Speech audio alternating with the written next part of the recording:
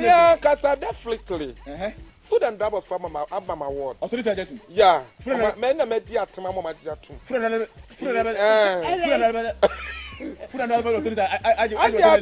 transport. Yeah, exactly.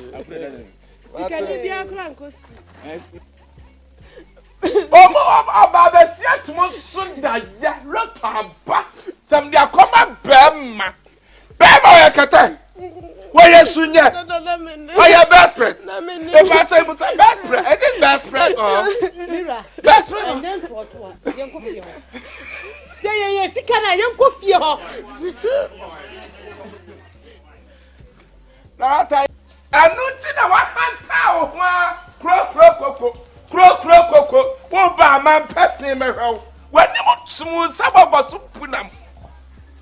The money me. And I can't say me. Oh, God, last off when you've been talking.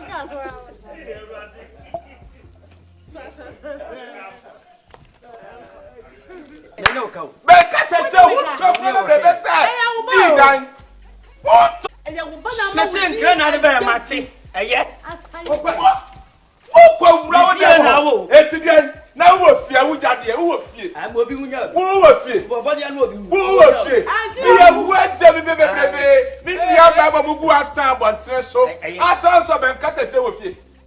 What about the stuff? I was busy. Another tia. Me, I will say, and I'm busy.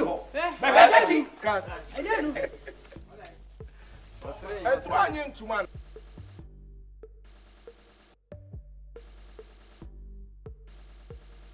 You chat to a cry. What do we? Adam. Yeah, I'm not busy.